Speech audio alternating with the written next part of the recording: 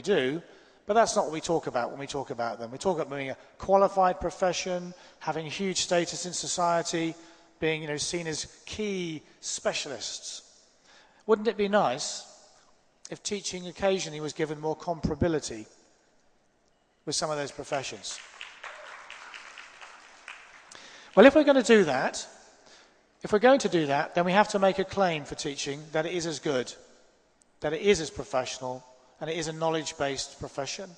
So it isn't about just being enthusiastic and inspiring. It's much more skilled and much more sophisticated than that. You can't do without inspiration, you can't do without passion, but you also can't do that for 18 hours a day unless you've had training, support, and you know what you're doing.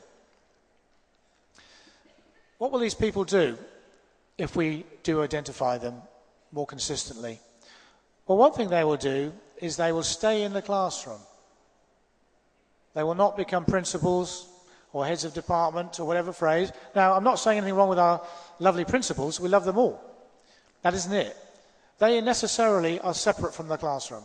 Even often in primary settings, elementary settings, they move out of the classroom. And, that's fine. We need those people.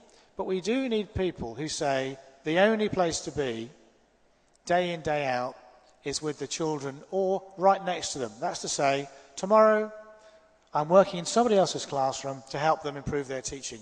So I'm still in the classroom with the children, it's just that I'm in somebody else's. Whoops, sorry, I meant that. So I think that's a new role, a really exciting role for these teachers to be the leaders of teaching and learning.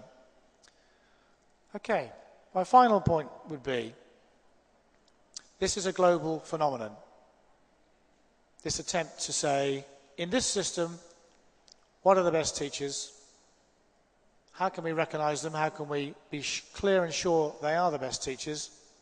Once we've got something fairly valid to judge them by and say, yes, this person really can do those things, how do we make the most of their skills? And obviously one thing that's happening, and it's evident here today, is it's a global workforce. And if you want to work in a different country or a different system, then having recognition as an outstanding teacher is clearly one way to say, well, I could move from this situation to another situation. It does not contradict what I said earlier, I hope, which is that those teachers know that moving from England to Pakistan or Pakistan to another country would be easy. You can't just slot into a different system or a different classroom. But that's what's very exceptional about teachers like the ones we're talking about. They understand that already. So they would know in a global system, if you move from one school to another, even down the road, but if you move from one school to another country, you'd have to be refreshing your skills, thinking about the particular emphases that the system needs, and making sure you fit it in the best sense.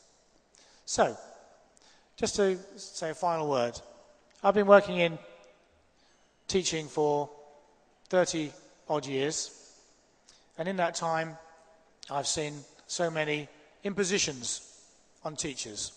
If I may borrow Richard's quote from today about the 700 changes to the national curriculum in England, that's only 20 years.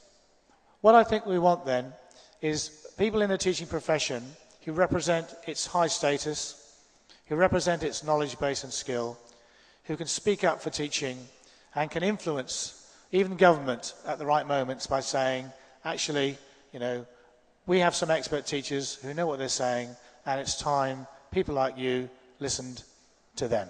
Thank you.